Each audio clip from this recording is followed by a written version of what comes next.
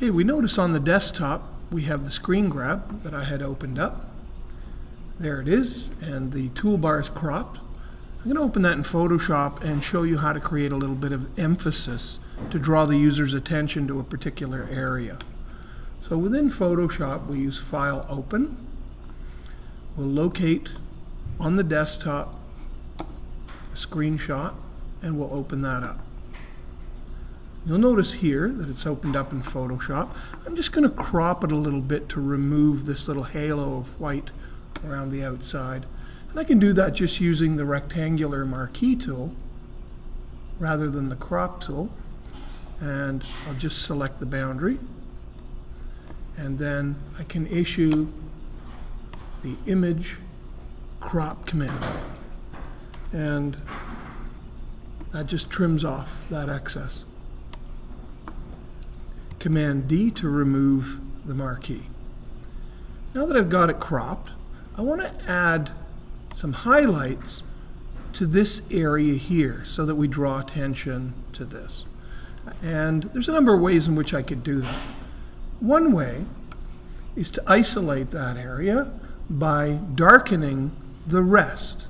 So by that I mean just going to select this with the rectangular marquee tool, and then I'm going to use select inverse, so that selects everything but that which I had selected.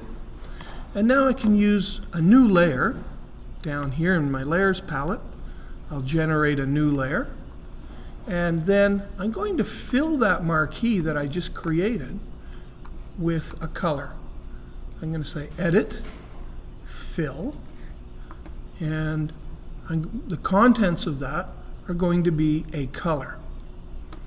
And I'm just going to choose a blue. And then if I click OK, it fills that area with blue. Now that's pretty solid. It's obscured everything. So within the Layers palette, I'm going to change the blending mode to multiply. Let's take a look at what that does. You can see that we can actually locate the objects below it. Looks like it's a transparent gel. Now what I'm going to do is just reduce the opacity slightly to about 60%. And you can see that we can see the underlying elements a lot better, but we really get a lot of pop in the selection tool, the very thing that we want to highlight. So that's one way of doing it. And of course, at that point, we could export it, but I'm going to add one more little detail. Again, I'll use an ellipse marquee, and I'm just going to draw from center, so I'll hold the Option key down, and I'll draw an ellipse here. And this time I'm going to add a stroke around that ellipse. So I'm going to go to Edit, Stroke. I'm going to give a pixel width of about 3 pixels. And I'm going to distribute the 3 pixels of thickness from the center of the marquee outward on either side. And we're going to use the color right here. I'm going to use red. Click OK, and you'll notice that it put a marquee around, a stroke around that marquee.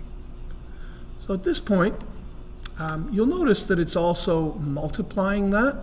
I could have, if I wanted to, put that on another layer that didn't have multiply set for it. So I'm just going to generate a new layer. Notice that it's set to normal. In terms of paint mode, I'll apply the paint again. So Edit, Stroke, same color and thickness, and click OK. And you can see Command D to get rid of the marquee, and you can see it really has a lot of pop.